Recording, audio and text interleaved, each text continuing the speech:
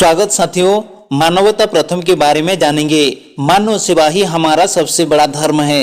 भगवान बुद्ध अपने शिष्यों को मानव सेवा का मूल मंत्र समझा रहे थे। इसी संदर्भ में गौतम बुद्ध शिष्यों को एक कथा सुनाई।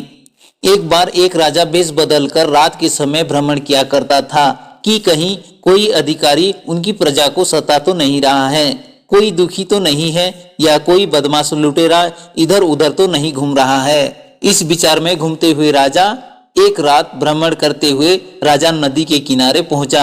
राजा सोचता था कि कोई बदमाश पकड़ में आ सकता है। उसने देखा कि वहां एक युवक लेटा हुआ है। राजा युवक के पास जाकर पूछा कि तुम कौन हो।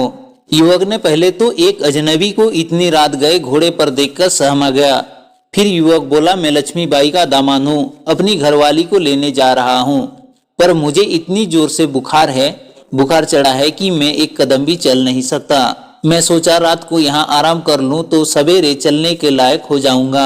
यह युवक की बात सुनकर राजा ने उसके माथे पर अपना हाथ रखा। वास्तव में बुखार से वह तप रहा था।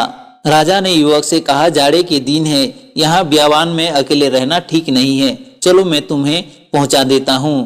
राजा भेष बदले हुए थे, इसलिए युवक ने पहचान नहीं पाया। उसे उठाते हुए राजा ने बोला, तुम बीमार हो, घोड़े पर बैठ जाओ, मैं घोड़े की लगाम पकड़कर साथ साथ चलता हूँ। राजा सहारा देकर उसने बीमार युवक को घोड़े पर बैठा दिया और लक्ष्मी के घर की ओर चला। राजा ने रास्ते में युवक से पूछताछ में उसने मालूम कर लिया कि वह राजमहल में काम करने वाली जमादारिन लक्ष्मी का दामाद है। राजा उसे लेकर लक्ष्मी के घर पहुंचा। दरवाजा खटखटाकर उसने लक्ष्मी को आवाज दी। दरवाजा खोलते ही लक्ष्मीबाई ने जो दृश्य देखा तो वह अपनी आंखों पर विश्वास नहीं कर सकी। वह राजा के पैरों में गिर पड़ी और क्षमा मांगने लगी।